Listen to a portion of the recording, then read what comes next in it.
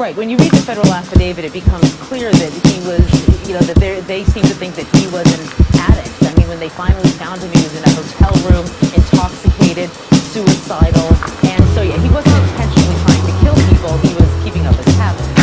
And he worked in at least 9 hospitals in 8 states since 2007. Were there any signs that he was stealing these drugs from patients?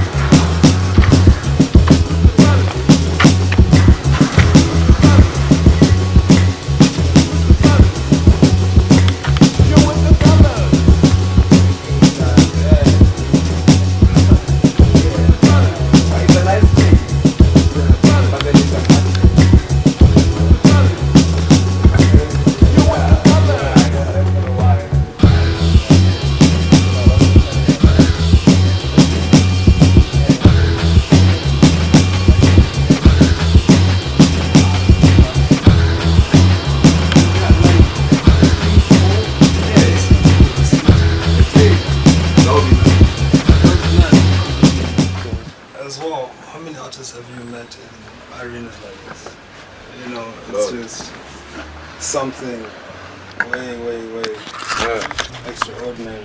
Yeah. So the more at least the city tries to like create spaces, like, because I knew on that side there was my house 22 there. Yeah.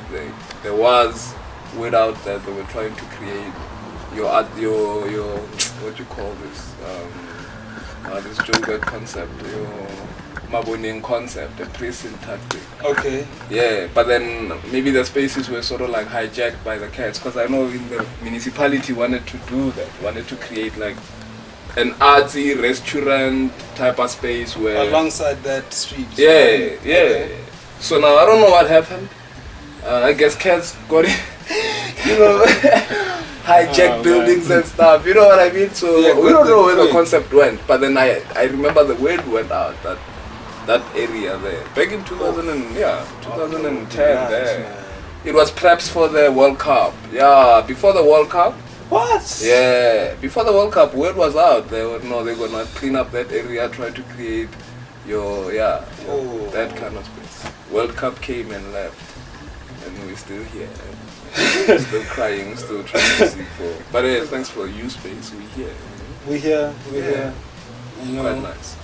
Doing another beatwarehouse radio episode. Chilling with my brother Xitha. Yeah, man, it's just a beautiful day. Yeah. I just want you to introduce yourself. Who are you, man? What's up with Xitha? Yeah. Born and raised in Mamelodi. I have a little bit of my village boy in me, because a bit of my childhood I grew up here. I was in Limpopo for a couple of years. So and came back ever since. Been around. Practicing art, it started way back, it's been a while now. It's been an age, in fact. Practicing art, like, do you dabble in all sorts of, like, where are you at? Like, as an artist, I identify myself as a writer, because that's the base for me, and all other art forms that I practice comes out of my writings. So I'm a writer first more than anything. And then my writings, obviously experimenting, they took me to writing lyrical poems for kids and whatnot. Not necessarily doing music, but playing on the sound, written one play at least, bits and pieces. But yeah.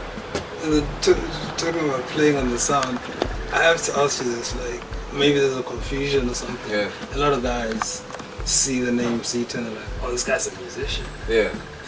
What's up? Are you a musician, brother? I don't identify myself as a musician for real, my guy, because now I can't read music. I can't play an instrument. Yeah.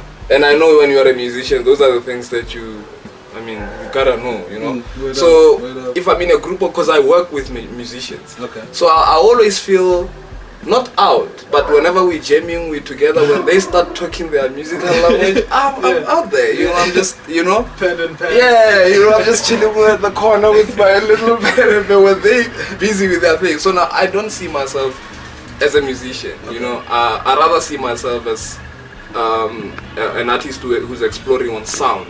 I'm attracted more to, I'm working more on sound than music. You know what I mean?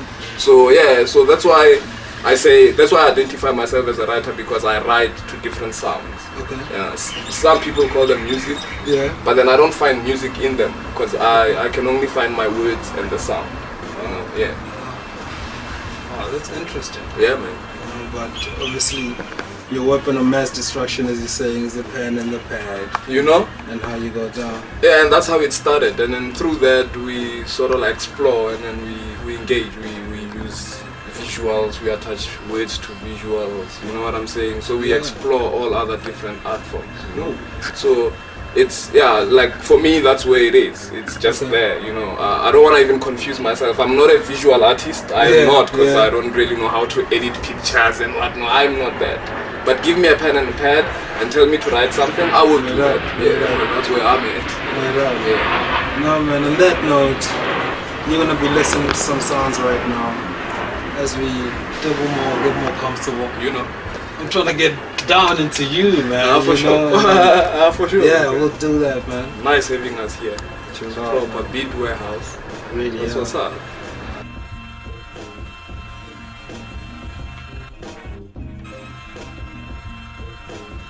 Yeah, like I was saying, still, you know, like growing up in a city like Pretoria, you know, coming across a whole lot of people who practice the art. One had to sort of like identify himself, you know, or herself within the art, you know what I'm saying? Because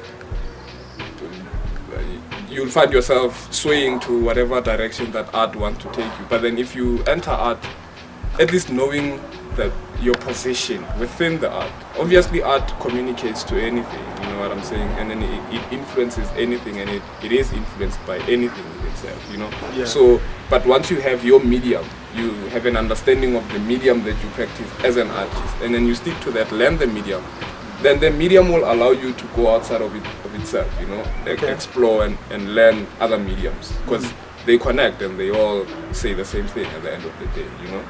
So yeah, for me, it's been like that in the beginning, you know, when I was growing Based up. around here, Yeah, Pretoria, yeah, still. because that's where I started velo practicing when I was here. You know, I've never really, when I was back then in Limpopo, I was not really an artist. You know, I didn't see myself as an artist. But I remember I had to write. I used to write a couple of words down. You know, like just words. Wow. I had a book. Yeah, when I was a little boy, I had a book. New words you Yeah, learned. yeah, just words, bruh, like words. Wow. You know, yeah, I don't know why, but yeah, I used to do that, and I didn't really write poetry or anything. I didn't up until maybe up until my grade 10 there. You know, I started jotting down a couple of poems, but you know, it's love poems trying to impress chicks and stuff like that. You know, Hey. stuff, yeah. But then, But you put in fortunately, the work. our country was at a time where the youth culture was now pushing itself forward. You know, the revolution of the youth culture. Your YFM was coming up at the time, so your Root Boy. Yeah. They made it cool for us artists. You know, the cats. You know, so we grew up under that influence. You know, so I don't remember 2001, 2000, 2002. Yeah. That's when we started like going to ciphers. Rapping, you know, because it starts there, you know, Yeah, that's the street, perfect, you know, yes. yeah, you know what I'm saying? Yeah. I mean, it starts there, and from then on, yeah, communities of poetry, of poets, of writers, of artists in general, you know, we started networking with a whole lot of people, and Okay. since then, we Since here, then. yeah, so we basically, Here you are now. yeah, we're here, you know. So I'm sure if I get into your safest places, I can get manuscripts on Yeah. scribbles that you've been going on. Do you collect? Do you keep? Or do you sometimes go back to the early ones? And I try to keep, Okay. but then like honestly, some of my writings that I did back in the day, I don't have them. You know, I lost maybe my book of rhymes at the time. Yeah, because it happens, you know. But then now that I've grown up, I've started realizing the importance of keeping that. No doubt. You know what No I'm saying? doubt, So yeah. I try to preserve my writing as much as I can. You know, like whatever that I scribble down, be it my notes, because I have notes that I take. Like you know, when we work on concepts and stuff, we think of these things. Yeah. So I have books where I would refer maybe words sometimes that I come across while reading books that I'm not familiar with. Okay. I jot them down, you know, like research, you know, type thing. Because you got to. If you don't do that, you're left behind. You know what I'm saying? No doubt. Yeah. No doubt. So so now I keep my works. I do keep my writings. Alright, so it's 2015, Xitha. You know. What you busy with? Are you doing anything this year? Are you getting down to something? I've been working with, you know, people who know me will tell you that, if there's any project that I've spent so much time working on, it's this one. Okay, in 2012.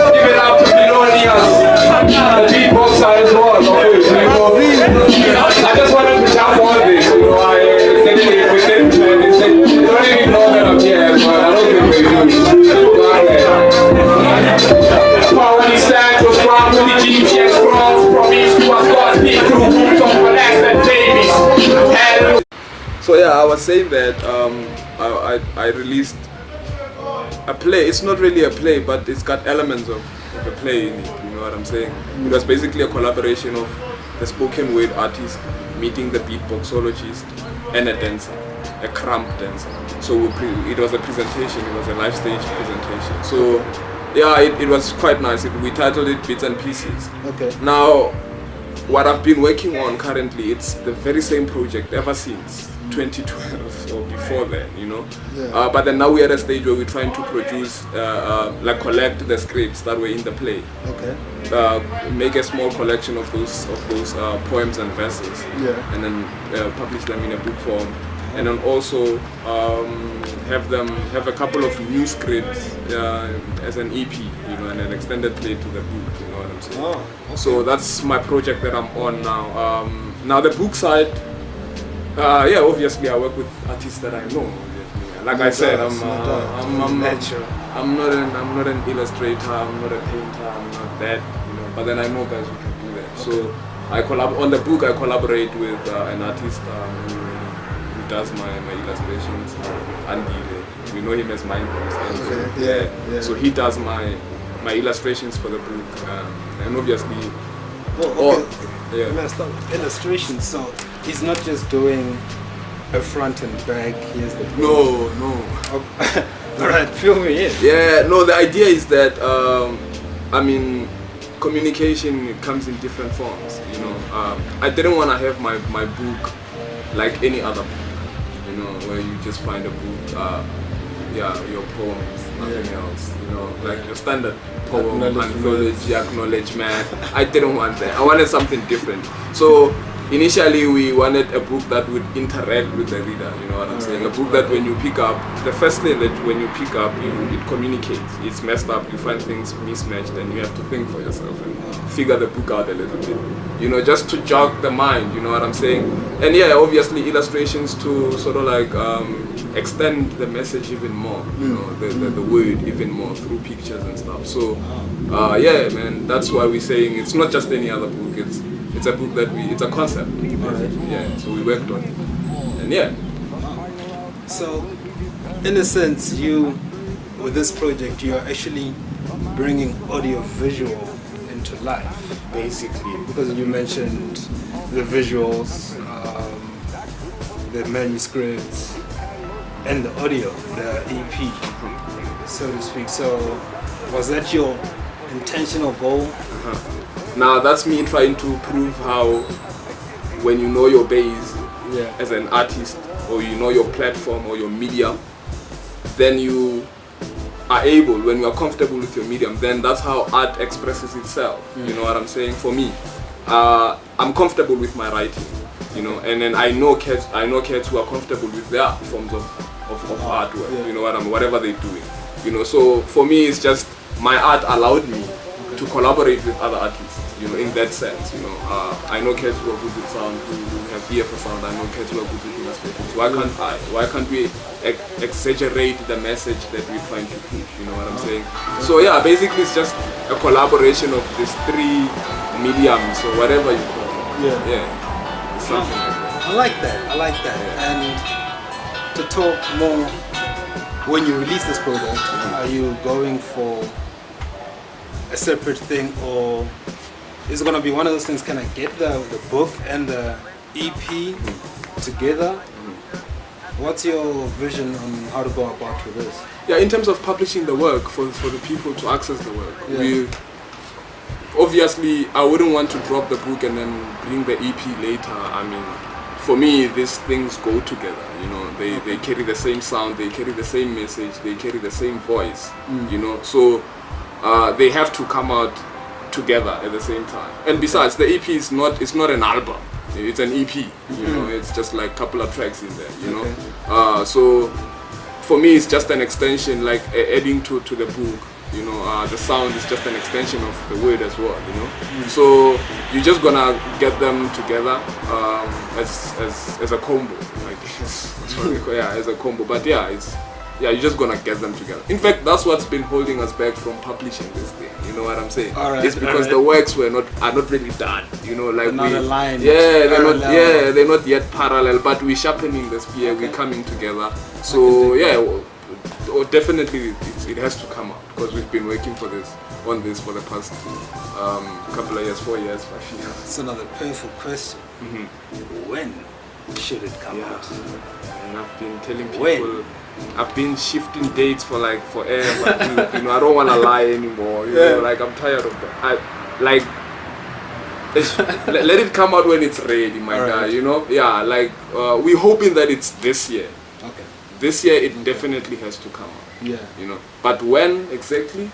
But you're not trying to rush that. Yeah, I don't want to rush my work as well. You know, I'm comfortable with what I have already put together in terms of this project. I'm very comfortable with that. I'm just putting final touches. So meaning that I'm confident that definitely this year it is. So not exactly sure when, but this year is coming. Yeah, man. All right. What did you say the name of this entire project is again? It's titled Bits and Pieces.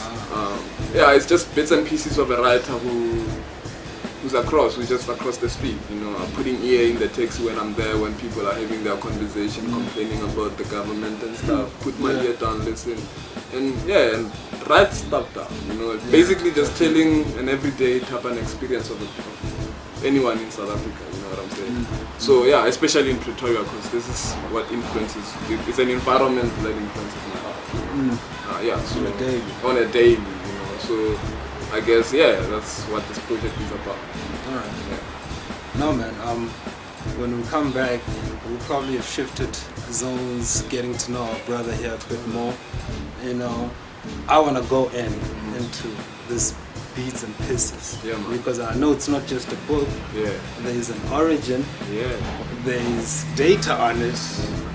You know, so I mean, when we come back, we stay tuned. Chilling with my brother Xitha. But that is just the origin, the beginning data. But back to what you were talking about. Yeah, man. I want to grill you a bit more on Bits and Pieces. Yeah, man. Because I've seen a little bit of visuals. I don't know how they came about.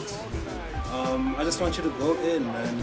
Is the work out? Can we get to view some of that? You know, like I said already, Bits and Pieces. It started as a theater piece, right? And we actually did.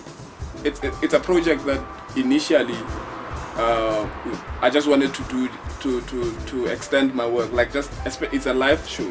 You know, it's not a studio or anything. It's not recorded anyhow. We didn't use any other medium, but for us, you know. But obviously, you know, you come across a whole lot of people who are just gonna document this thing when you are live doing your work and whatnot. So now the theater piece itself, we got an invite from the State Theater Night of the Poets. So that's where we first showcased, no, the second time we showcased it. The first time we showcased it was when we were just trying to flex the muscle.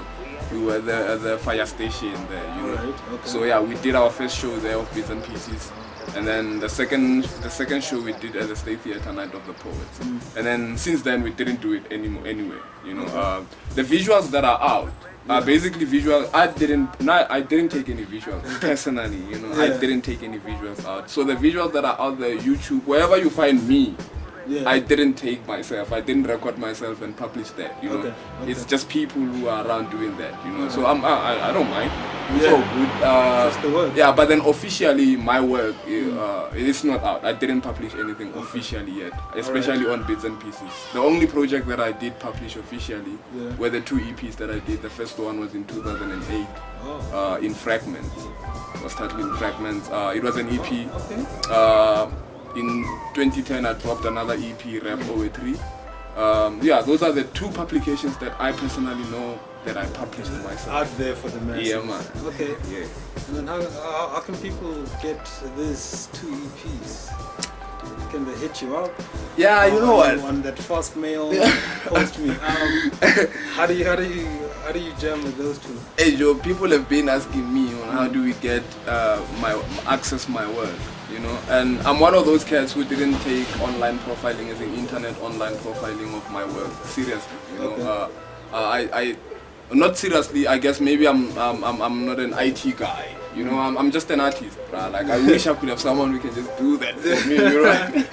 You know what I'm saying? But I know now how important it is, because now at least people access you, you know? So now online, the only thing that I have online is my social network pages, you know? I don't have anything else. I don't have a YouTube channel, I don't have anything, you know? But then, since we're working on Bits and Pieces, a project, now with this project we're trying to launch our online appearances as well, you know. So from this project we're just trying to take everything to another level. So yeah, we're working on getting a website running.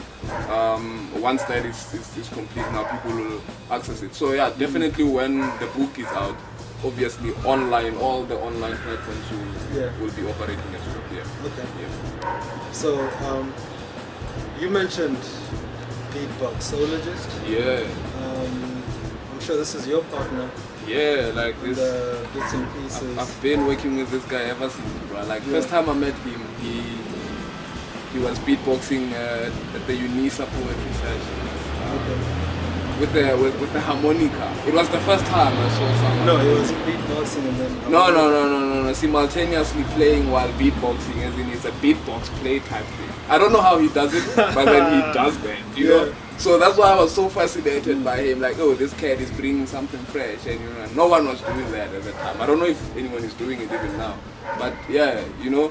So that was my first encounter with him, and ever since then, you know, we just collaborated on a couple of performances, mainly live. In terms of studio, we didn't do anything. You know, mainly live performances we were there together. You know, and on Bits and Pieces. For the theater piece, we worked with him, you know, specifically because I wanted to extend that element of sound. You know, my words need sound to travel. You know, so he's the sound guy, hence the beatboxology. So what he does is that he plays all different multiple instruments, and then we're working around all those. You know, we jam on a guitar, we jam on a beatbox, we jam on a mpira, we just jam, you know what I'm saying? So that's how everything was constructed, you know, in terms of me collaborating with him. And ever since then, it's just been around. Every time I do a live show, yeah, he's somewhere there, you know, every time. I don't remember, I don't remember doing a live show without him, you know. Yeah, I do a couple of readings there and there where I'm just on my own, you know, but in terms of the show, he's got to be around. Yeah. I like that.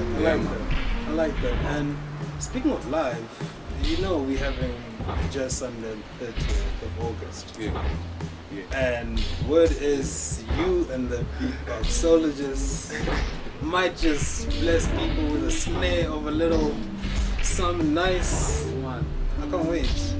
Yeah, like obviously, you know, It's been a while, in fact, since I've been on stage, you know, like it's been a minute nyana since I've really been on stage sharing my work. Yes, I've appeared there and there, you know. Yeah, you know, come read us a poem here, come do us this, you know, yeah. But in terms of coming out, feeling live on stage, it's been a minute. So yeah, I'm excited for this coming one. Obviously, yeah, we're just gonna have a mini set for the masses. Just a teaser of the coming, you know, works that we're working on, you know. So yeah, we definitely down there. Like that. No, Xitha, I mean, it's just been beautiful getting to know you. And especially this project. I mean, now that the masses know, get at this man, hunt him down to finish this project. You have to. You're dying out here. Yo, I know, my guy. You know, like, if there's one thing that I know is like how everyone has been on my case, man, about this project. You know, but yeah, I even moved from Pretoria, like, just to hide a little bit somewhere to just work, you know, because at least that side I don't know anyone, so I don't have anything to do except just work on this project, you know. Man, I moved for a couple of months to just go do this work, and then so I'm definitely working on it, working hard on it. No doubt. Hey man, Xitha, thank you for coming. Yeah, man, Beatwarehouse. Chilling with us right here. Beatwarehouse Radio, you know. All day, man. Yeah. The you space. Much appreciate. You know how it is. Getting to know you. I'm sure people will get to hear a little something, as you said, on the Jazz Sunday. Yeah. In fact, like, you should come through, check out the Jazz Sunday, obviously, and the fire station. There's always fire at that station. Fire, man. Yeah, you know, so come check it out. I mean, it would be nice to have people. No doubt. On that note, we out. Founding fathers. As you enjoy some music out. So it will come out. It is coming out.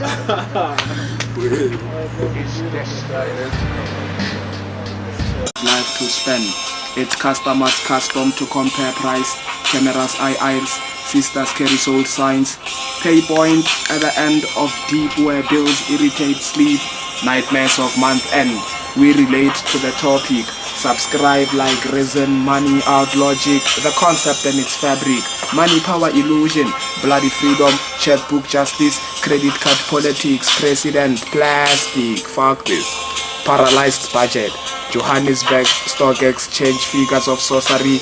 Big companies, robberies. They play us like toys. Babies in the consumer's Pandora's box. Diagnosed shopaholics. Living on credit.